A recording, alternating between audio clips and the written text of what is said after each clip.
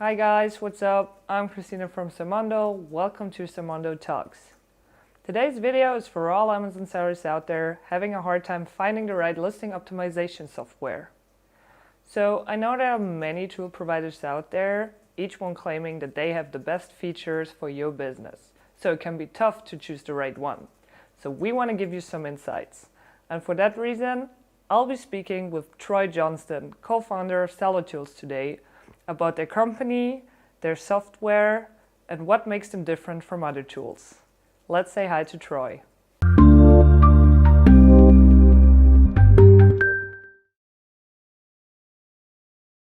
Thanks, Christina. Great to be here. I think in one sentence, it's really an all-in-one suite of optimization tools for Amazon sellers. That's really the shortest way I could describe it. Yeah, that's really the cornerstone of what we offer, but we've really built it out now to include things like alerts. We have API access. So we really want it to be a one-stop shop for Amazon sellers as they look to really automate their business. That's the evolution of the platform. Yeah, I think the automation piece is the hugest part now moving forward. A big advantage that I feel like we have with our core team, some of the co-founders, we're sellers ourselves, and high volume, high revenue sellers, really successful sellers in their own right. And really what we've been trying to do is take the strategies that we deploy in our own businesses, turn them into features into the platform. And so when we really safeguard our time, we figure out how do we leverage a tool to do it for us versus spending our valuable time. Because most sellers who've started an FBA business, they really got in it to leverage Amazon, save time, make money. And really, if we can do both of those things for a seller through a feature like the API, that's really what we focus on.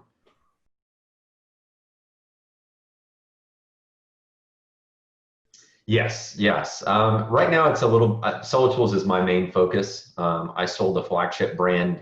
Man, now time has flown by. It's been about a year and a half, and that was a big going through the acquisition and the transition pieces, and then moved on to consulting, to where I was a little bit more hands off, which I always encourage sellers to consider as an option. If you're struggling with your business or really just starting to lay a foundation for understanding FBA, consulting and advising is a really great way to go, because if you can leverage your know-how, and the beauty is, as you alluded to, Christina, all these tools, you can go in, pay $50, pay some really low amount of money, leverage the tool to do all the heavy lifting for you, and then deliver that value to a seller. So it's a really cool landscape, I think, right now for sellers.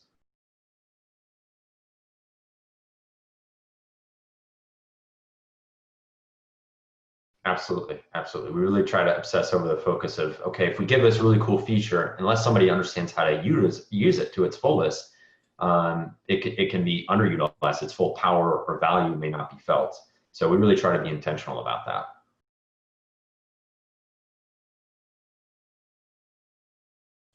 So I actually joined Seller.Tools after two of the other co-founders. One who was actively selling, managing multiple brands doing 8 figures. I mean, these really massive brands. And he started to create Seller.Tools really for himself. A lot of the core features, whether it was keyword research or automating keyword research, listing optimization, some of those core features, he and then one of the other co-founders, which was a developer, actually synced up through our network and really started to build out this more formal marketplace ready version of Seller.Tools. And really right before that hit the market is when I joined, and we kind of put our heads together and say, okay, now we're ready to really blow this up, get that commercial appeal, and really get in front of a lot of sellers. And that's where, that's really took off.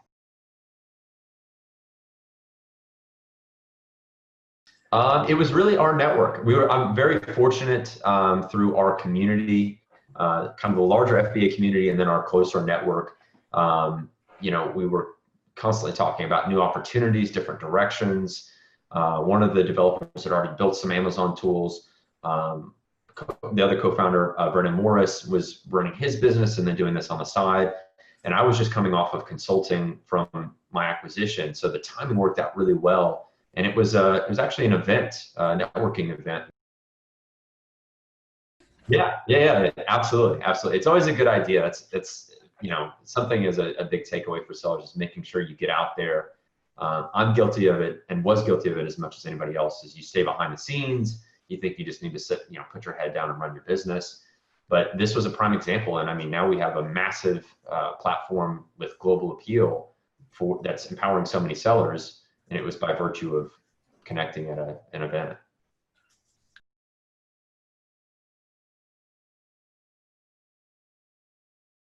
Best and worst moments. I don't know. That's a good question. That's a good question. I would say for those that have really been tapped into tools and some of the changes have been the constant, of course, for Amazon sellers, and we're not insulated from that at all as tools and software providers.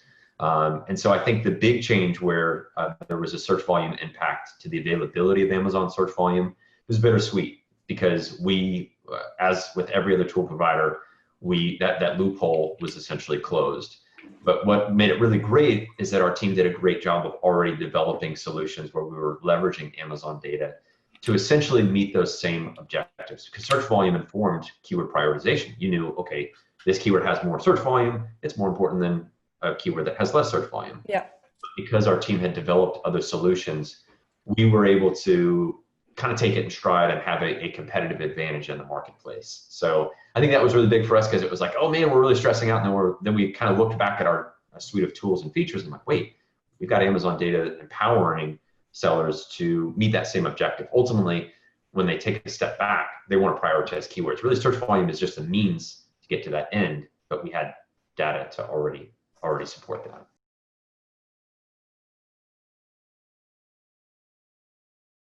Yeah, I mean, I think it's really cool to continue to come up with solutions that that really empower sellers.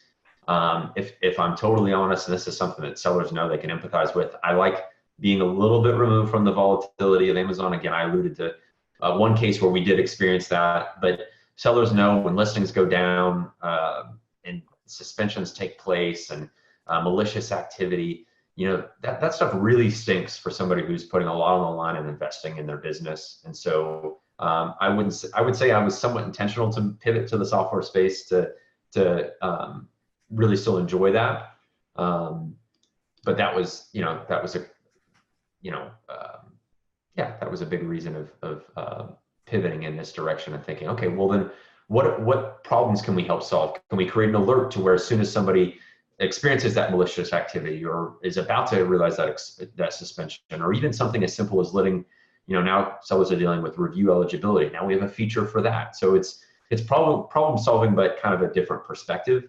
And it's still leveraging the opportunity that is Amazon FBA. I mean, we're all, whether it's tool providers, whether it's sellers, whether it's freight, all of these different providers are gravitating towards this gold rush that's still ongoing. I mean, it's still a massive opportunity for all parties involved.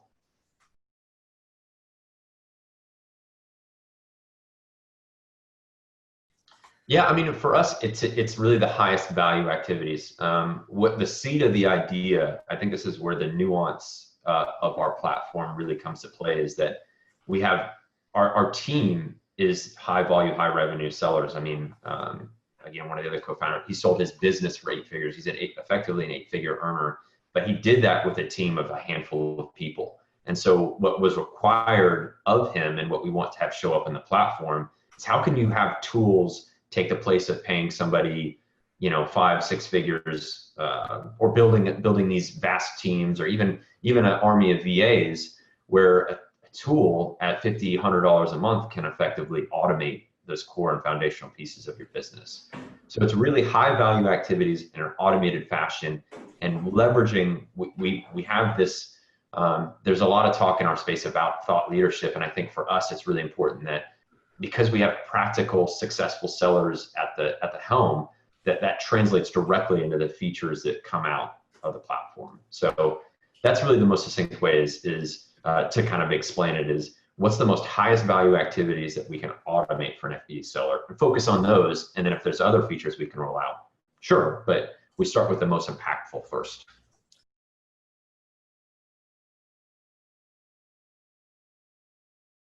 Yeah, no, absolutely, absolutely. Anything that's redundant, anything that, and I constantly try to revisit this. What am I doing day to day that's redundant, that's not a high value activity for me, that I can create clear milestones, a clear sequence, a clear objective, and hand off to a VA. And then there's just subject matter expertise, when it comes to like video editing. I don't need to be spending time in iMovie and trying to, customize a video. Yeah. There's people that are much better, well versed, and can do it faster and better than me at the end of the day.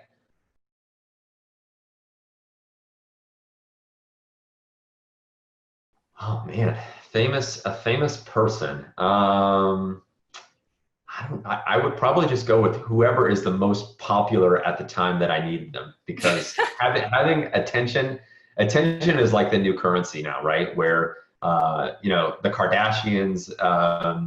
I mean, that's such a ridiculous example, but at the same time, when you have millions and millions of people and eyeballs and ears, that can be enough. And that's kind of one of the tricky parts about our space. There's an argument that there's maybe too much content out there, and it makes it harder for a seller to really cut through and figure out, hey, what's high value? Who knows what they're talking about? Who's creating content for content's sake? And so it becomes very, very nuanced. But I think, yeah, to answer your question, it would be who could give me most attention, most eyeballs that I can segue into say, hey, by the way, we do this.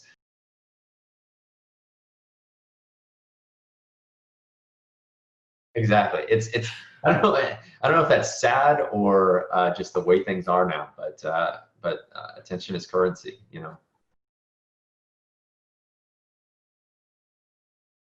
It's a little too easy, but yeah. Honestly, well, I say that he probably has the same reach, but yeah.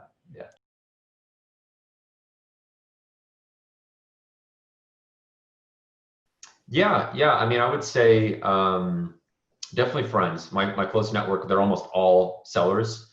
And so a lot of them, again, very fortunate that they're very successful. So we get to gripe about what we're dealing with, pain points, successes, challenges. So I think that's really helped to inform and guide where the platform is going in its trajectory. I think when you try to glean from friends, from people not necessarily in the space, is I just try to be cognizant of that same type of thing of what's really high value. How do people safeguard their time? How are they creating systems and processes? Some of that, again, is stuff I just kind of geek out on. So of course I have an ear for that. But I think, yeah, it's always prudent to think about what you can apply in other industries or from other people, and what their personal challenges are, and how that can show up in what you do and what you're creating at the end of the day.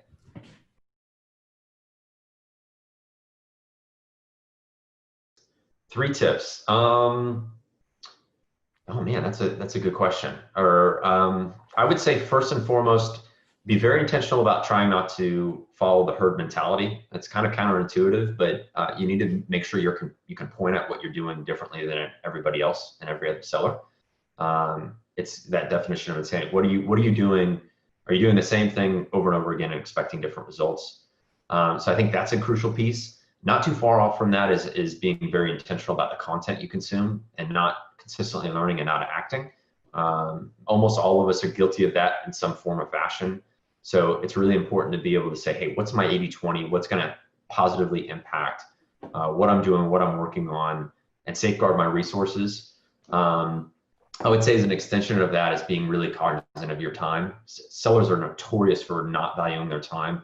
Like I said, with tools getting better and better and even cheaper and cheaper, the idea of spending $100 to do a dozen things and then say, oh no, I'd rather spend 2 days, 16 hours of my life, whatever that boils down to in terms of your effectively hourly rate for a finite fixed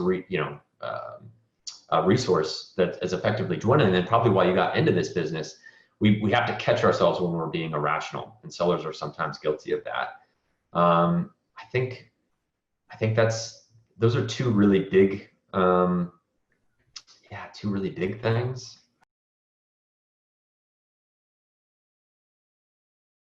Well, I mean, yeah, Seller.Tools is one solution. If you can find something else, I would just say, because it's tough to see that. I mean, there's enough people now in this space that the opportunity is still there. It's really tough, and I can empathize. I was there when I was working a full-time job and doing this on the side, and jumping into conference rooms to take calls with suppliers, and like just trying to get away to really realize this opportunity to its fullest. So yeah, I would just say, don't hesitate to invest. Be willing to take that risk if you have the means and resources. Safeguard your time. That's your most finite resource. So, again, bask in that too. Sellers, this is the most unique opportunity, not only in terms of FBA, but people, yes, like Seller.Tools are obsessing over solutions to make them very cost effective, but very high leverage, high value, and put those to use. Like I said, we're all sometimes have trouble attributing value to what that offers. So whether it's Seller.Tools or other tools or platforms or other automation, value your time, leverage the resources that are available to you, and yeah, get to it. Action is always more important than just knowledge consumption. Catch yourself if you're just learning, and not doing.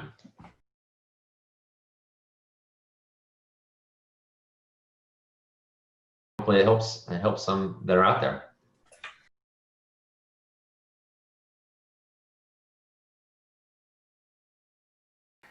So guys, I hope you enjoyed today's video and the interview with Troy Johnston.